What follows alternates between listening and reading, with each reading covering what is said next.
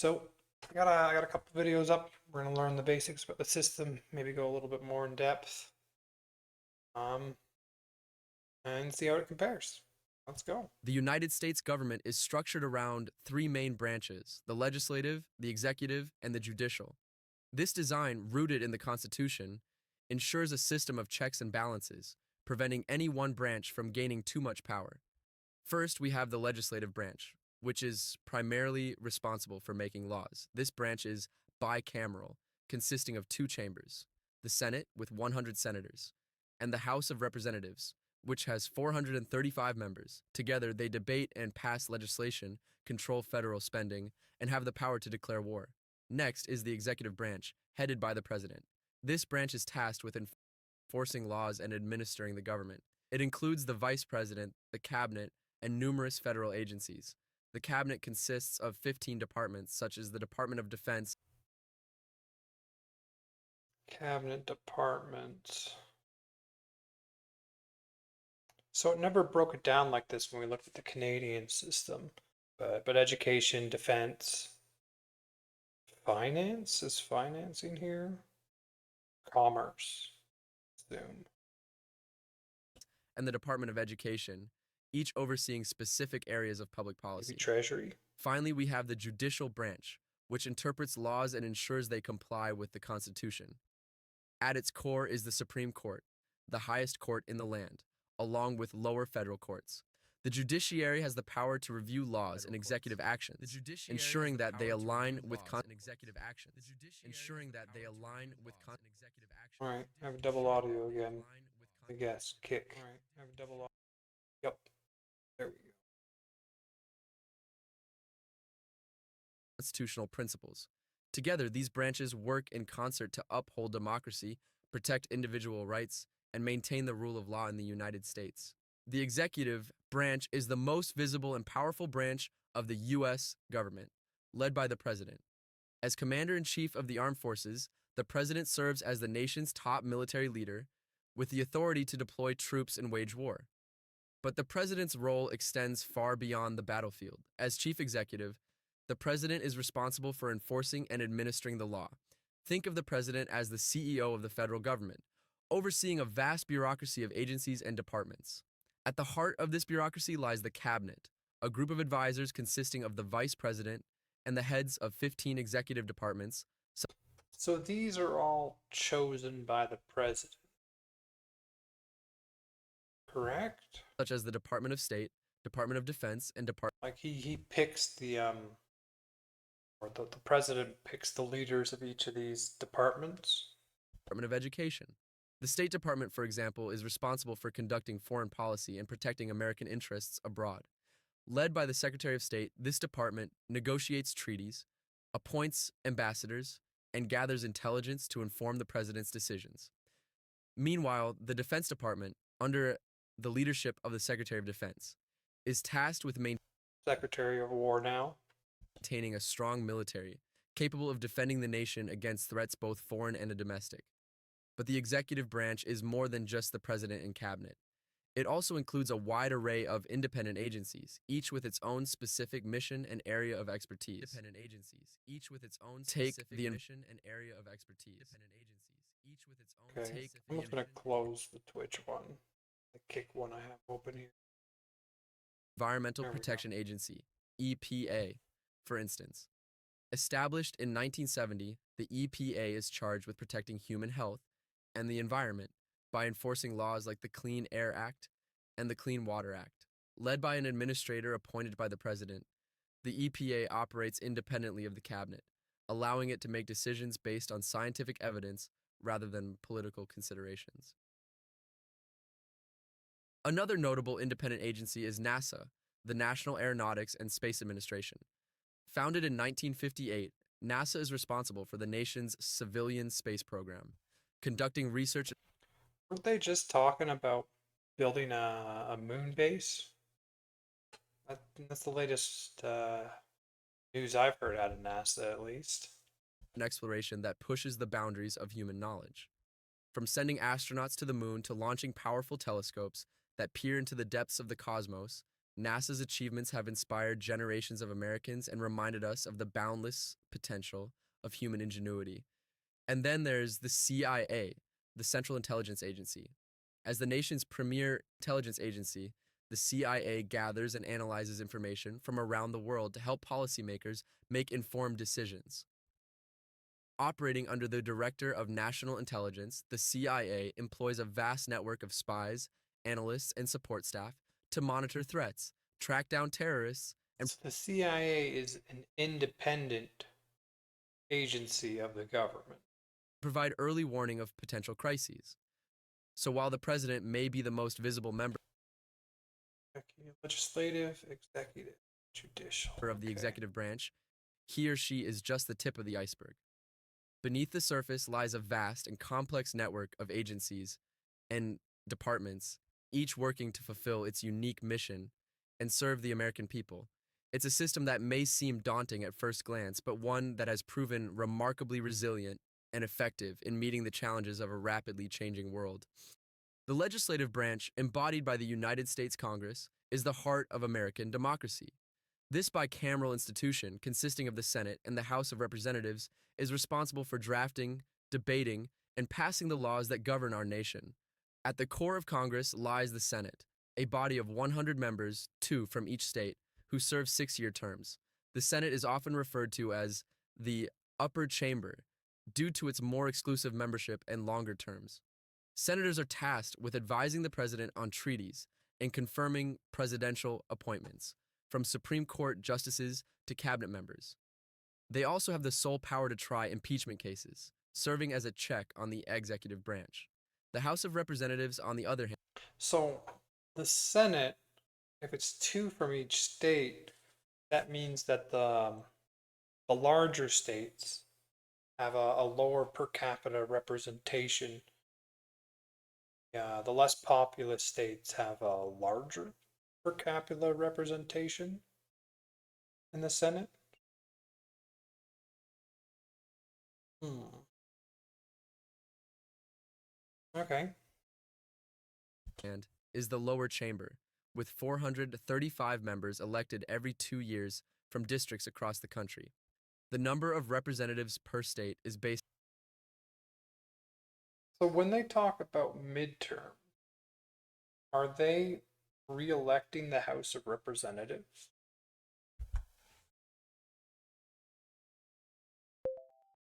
When the US talks about midterms, do they re-elect the House of Representatives?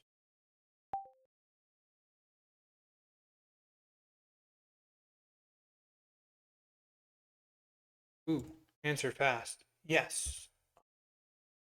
When Americans talk about midterms, they're referring to the elections where all 435 members of the US House of Representatives are up for election and thus potentially re-elected by voters.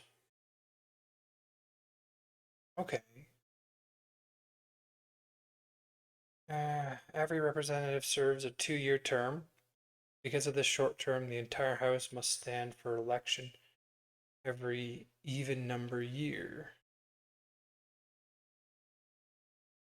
What re-elect means here, incumbent representatives. Comparison with the senators. Senators serve 6-year terms, which are staggered into 3 classes. In any midterm or presidential year, only about 1/3 of Senate seats, usually 33 or 34, are up for election. Oh, so the Senate is staggered. So every 2 years they change 1/3 of the senators. Okay. That's why midterms are often described as all of the House plus roughly 1/3 of the Senate. Okay. Why midterms matter more for the House? Midterm elections are seen as a referendum on the sitting president's performance because the president can only be changed every 4 years. Historically, the president's party tended to lose seats in the House during midterms. Average loss of about 26 seats since World War II. Control of the House determines who sets the legislative agenda, controls committees, and can block or advance the president's priorities. Okay, so the entire House of Representatives gets elected every 2 years, which means there can be massive shifts. All right. So then, during a presidential year, the party that gets the most votes gets to put forward the president.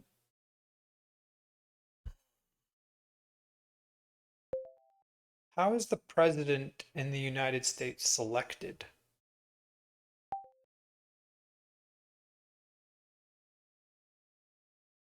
We'll read that.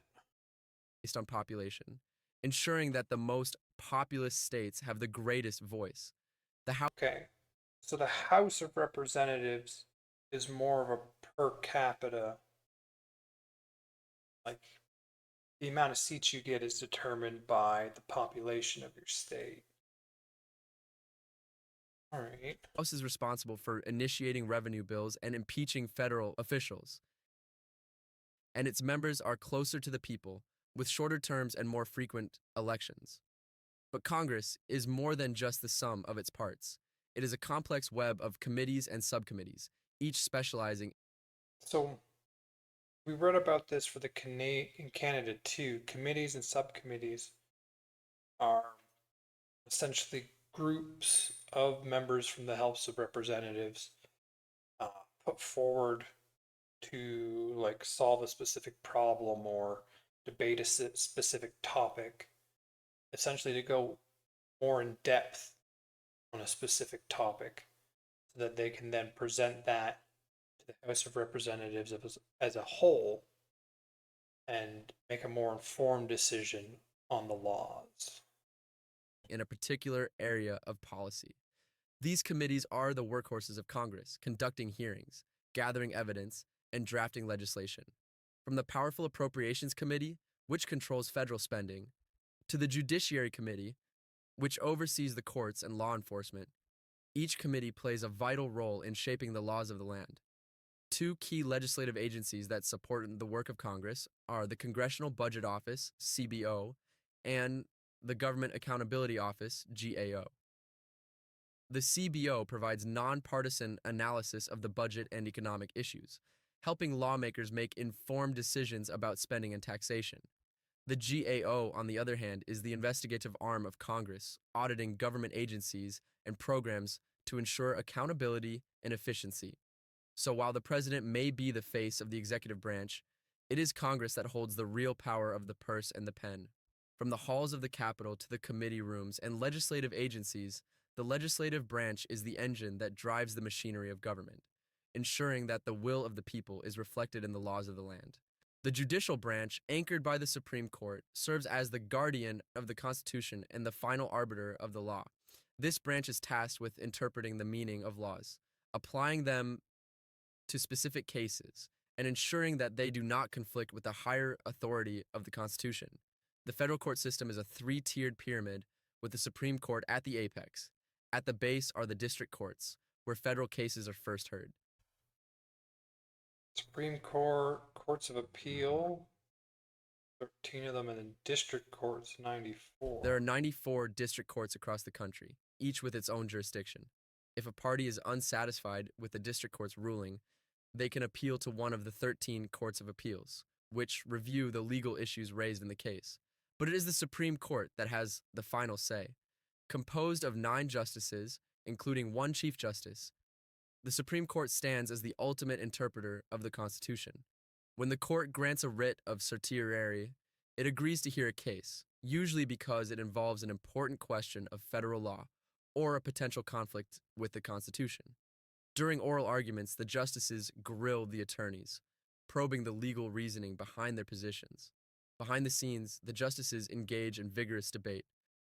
So, whenever a justice leaves office, either by retiring or aging out, the current sitting president gets to put forward the next justice, from what I understand.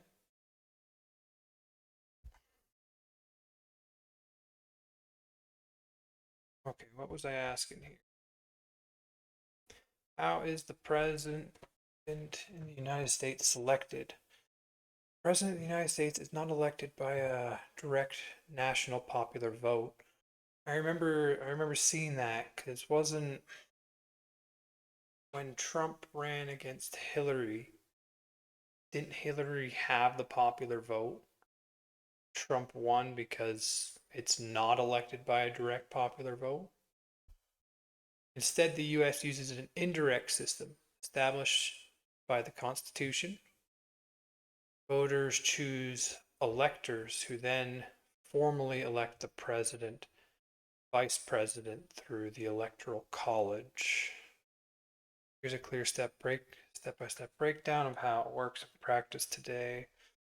Eligibility to run, to be president, natural born US citizen, at least 35 years old. I'm not even old enough to be the president.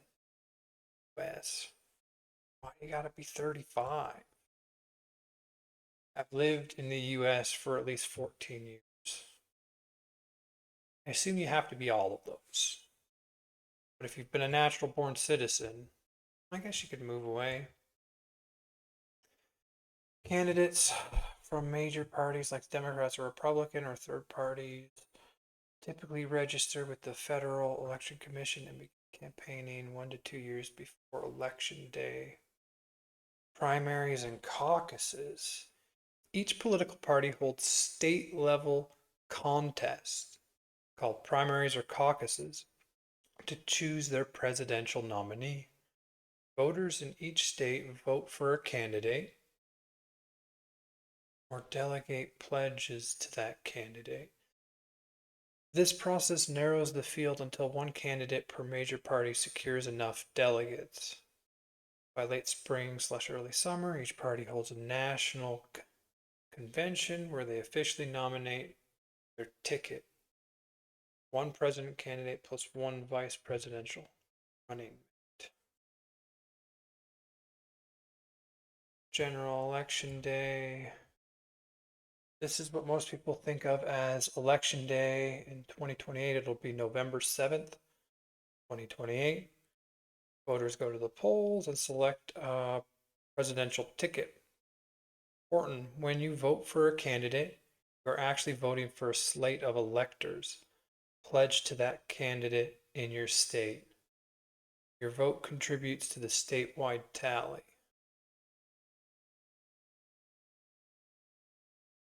The Electoral College, there are 538 total electors. 435, one for each member of the House of Representatives, 102 for each state senator, 3 for Washington, D.C.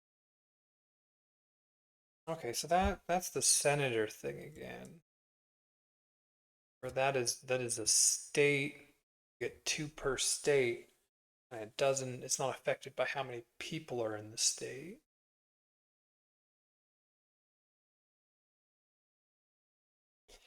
Each state number of electors, its total congressional delegation. Larger states have more. Okay, winner takes all.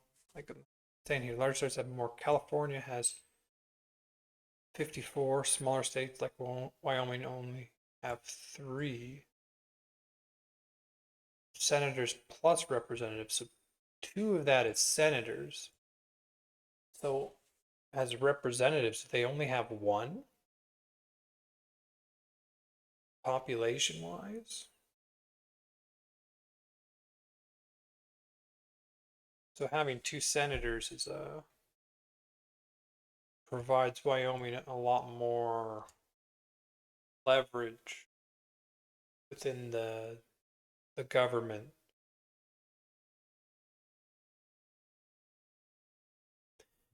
Winner takes all in 48 states plus DC. The candidate who wins the most votes in that state gets all the state electoral votes.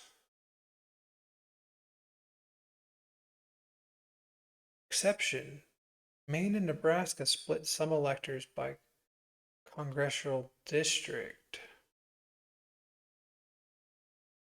Electors meet in their state capitals in mid-December and cast their official votes, almost always following the popular vote winner in their state, though faithless electors are rare and usually don't change outcomes. But they exist. A candidate needs a majority of 270 electoral votes to win the presidency out. Okay. States certify the results. In early January, Congress meets in a joint session to count the electoral votes. If no candidate reaches 270, a contingent election occurs. The House of Representative chooses the president. One vote per seated delegation, and the Senate chooses the vice president. Oh.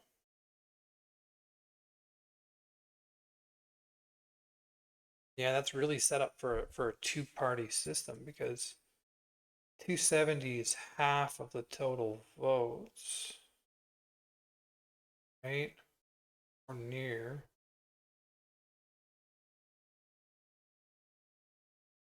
$538.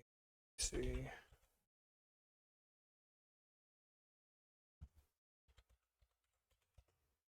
Yeah, you need to pass the halfway mark. And so if there was like a third party in the US, that would be almost impossible.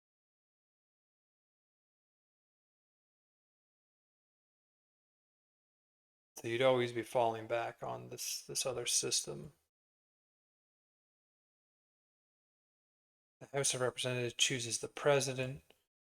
The Senate chooses the vice president. I wonder how many times that's happened. The winner is inaugurated on January 20th of the following year. The system was designed by the founders as a compromise that balances power between large and small states through the Senate, right? And prevents direct mob rule while still giving the people influence through the popular vote in each state.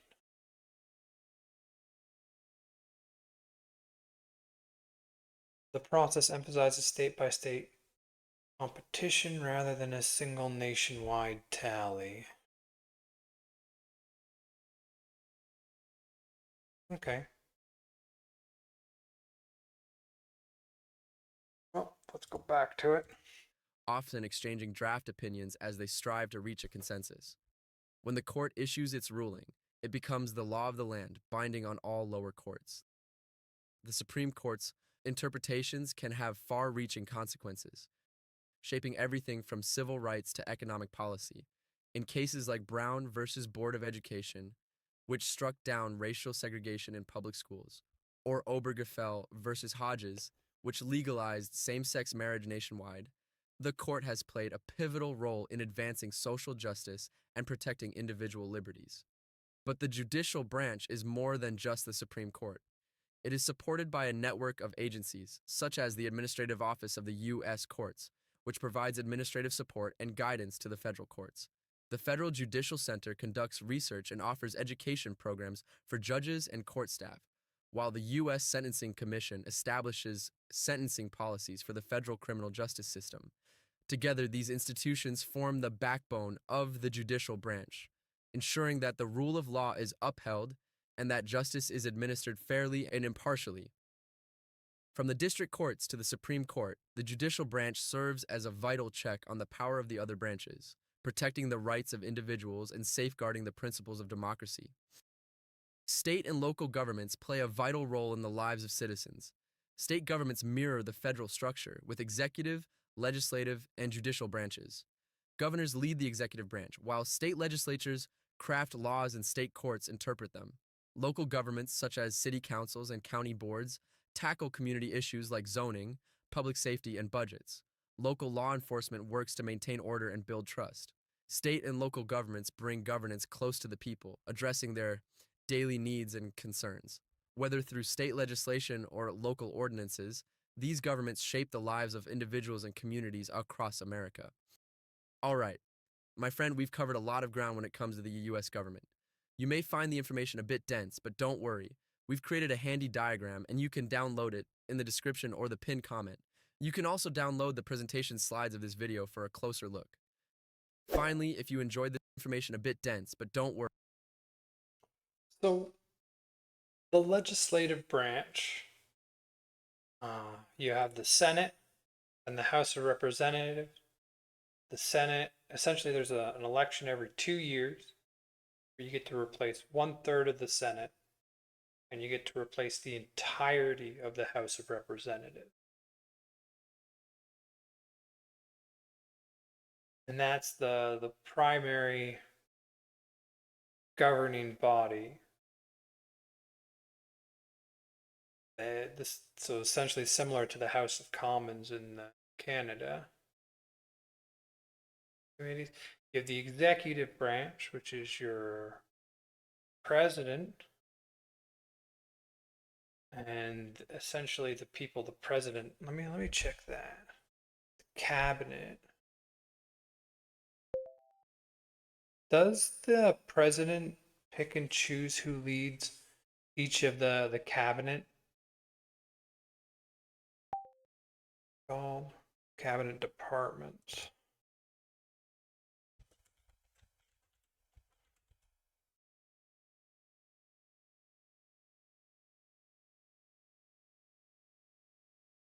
And so every 4 years you go through the election, which is the electoral college, where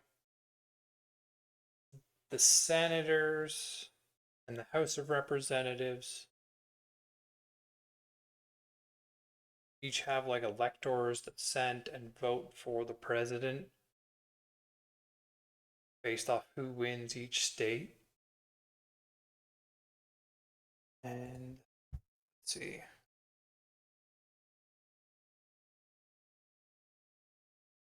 Question.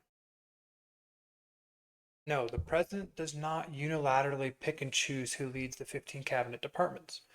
The president has significant power to nominate, select their preferred candidate, but those choices must go through the formal Senate confirmation process under the U.S. Constitution.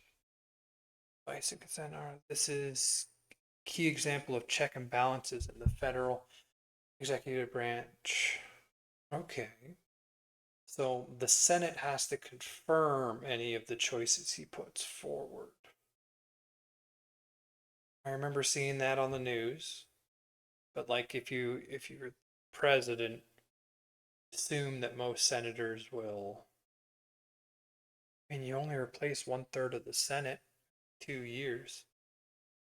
It's possible to have a Senate that doesn't want to confirm your candidate. But I think I remember Trump got pretty much all of his people through that he wanted. So he had a favorable Senate. Okay, that's just going to go through the process. I don't really care about that. All right. What was this one? How is power divided in the United States government? We just watched a longer version of legislative, executive, judicial. It's only a couple minutes. Let's have a look. 12 years ago.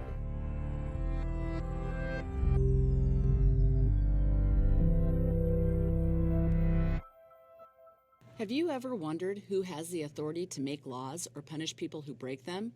When we think of power in the United States, we usually think of the president, but he does not act alone. In fact, he is only one piece of the power puzzle, and for very good reason. When the American Revolution ended in 1783, the United States government was in a state of change. The Founding Fathers knew that they did not want to establish another country that was ruled by a king. So the discussions were centered on having a strong and fair national government that protected individual freedoms and did not abuse its power. When the new Constitution was adopted in 1787, the structure of the infant government of the United States called for 3 separate branches, each with their own powers, and a system of checks and balances.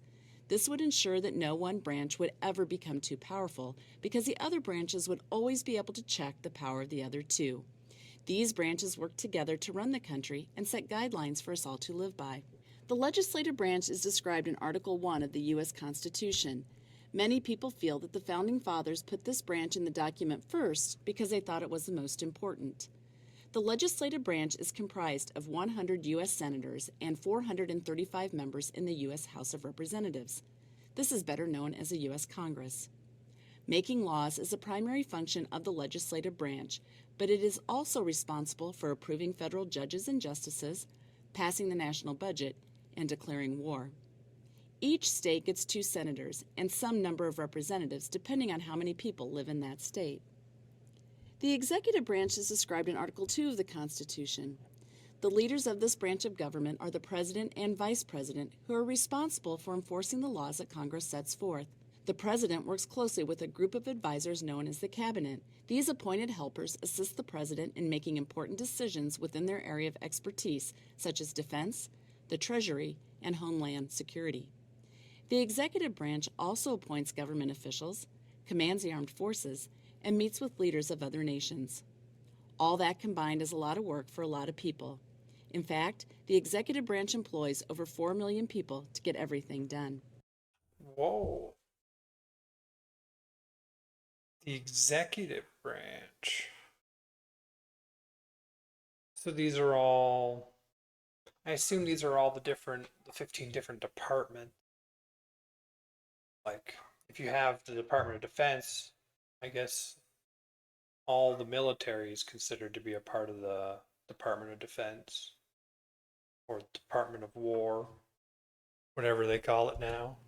The third branch of the U.S. government So I can see how that happened. is the judicial branch and is detailed in Article 3. This branch is comprised of all the courts in the land, from the federal district courts to the U.S. Supreme Court. These courts interpret our nation's laws and punish those who break them. The highest court, the Supreme Court, settles disputes among states, hears appeals from state and federal courts. So the legislative branch is what can create laws, and the judicial branch is what interprets the laws. And determines if federal laws are constitutional. There are 9 justices on the Supreme Court, and unlike any other job in our government, Supreme Court justices are appointed for life, or for as long as they want to stay. Our democracy depends on an informed citizenry, so it is our duty to know how it works and what authority each branch of government has over its citizens. Besides voting, chances are that I mean, that's a point of failure right there. Depends on the people to know about it. each branch of government has over its citizens. Besides voting, chances are that for as long as they want to stay. Our democracy depends on an informed citizenry, so it is our duty to know how it works and what authority each branch of government has over its citizens.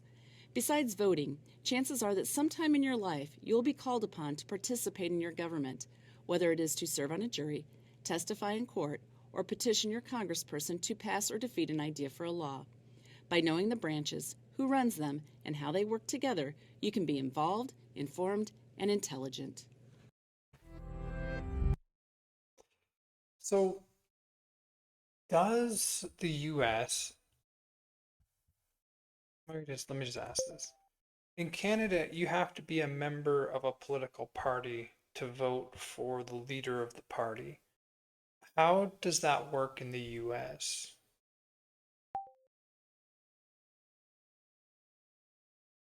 The leader of the party, how does that work in the U.S.? Like, do you have to be a signed member? Or in the United States, oh, scroll down the back. In the United States, unlike Canada, you do not have to be a formal member of a political party to participate in choosing the leader, the presidential nominee. of a major political party like the Democrats or Republicans. The process is far more open and decentralized, varying significantly by state and by the rules each party sets for its own primaries and caucuses. Key differences from Canada. In Canada, party leadership votes are typically restricted to paid up party members who have joined the party in advance, often with a membership fee and cutoff date. In the US, the major party selects their presidential nominee through a series of state by state primaries and caucuses, not a single nationwide party membership vote. Participation rules are set by a mix of state laws, party decisions, and membership is usually just voter registration affiliation, which is free and easy to change in most places. Okay, that sounds like it's going to make the process of selecting a nominee far more complicated. If each state is essentially choosing how it runs its own caucuses. What was the other word for that? Primaries or caucuses. How the US process works for choosing a party leader. Voter registration, primaries and caucuses. These happen from January to June. In presidential election years, voters cast ballot to help choose delegates who will support specific candidates at the party's national convention. So they have state conventions and then they have national conventions. So you have your primaries, your caucuses at the state level, and you have your party national convention.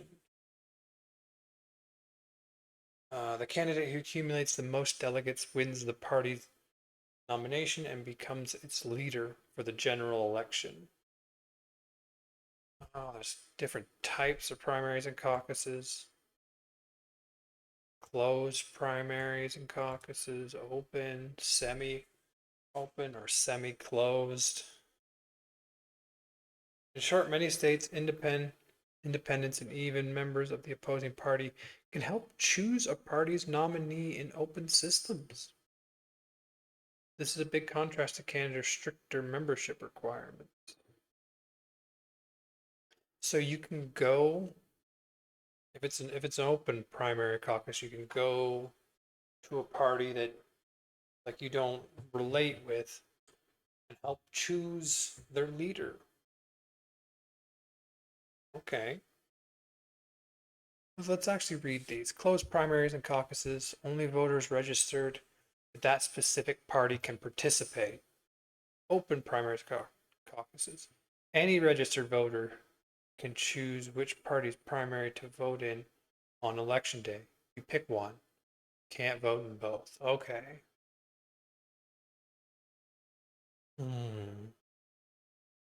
Semi-open or semi-closed. So then the candidate that wins the primary caucus, do all of them, like, do all the people you send to the national convention have to vote in that way, like in the election?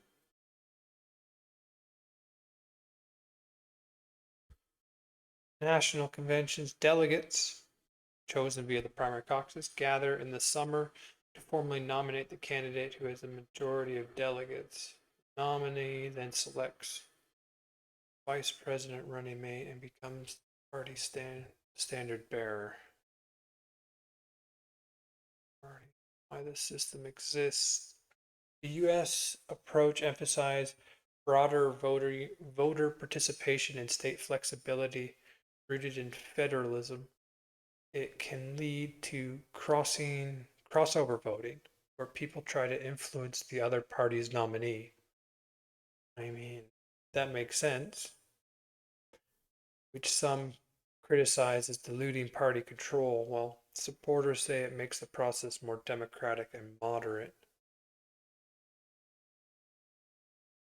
This ties back to our earlier discussion on the federal executive branch and the electoral college. The party's nominees become the candidate who then competes in the general election. Okay. Okay. All right. Let's break down the important points of that last.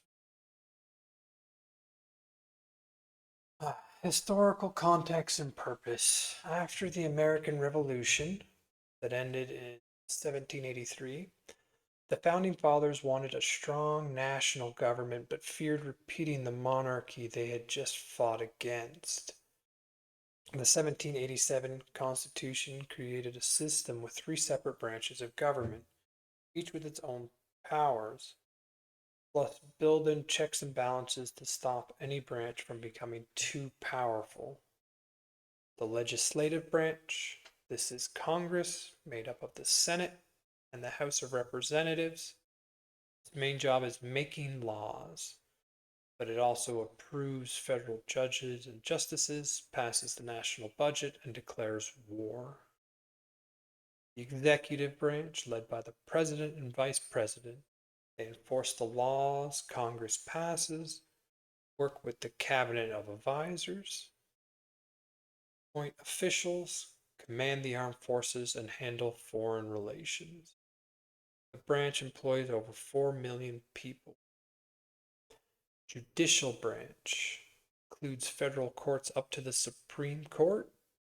They interpret laws, punish lawbreakers, settle disputes between states, hear appeals, decide whether federal laws are constitutional. The video stressed no branch acts alone. Each has tools to check the others. Congress can override a presidential veto. The president appoints judges, but the Senate must confirm them. Courts can declare laws unconstitutional. This ensures that government stays balanced and protects individual freedom. Overall message, the video ends by reminding viewers that informed citizenry is essential to democracy. Knowing who has what authority helps you understand how the system actually works in practice.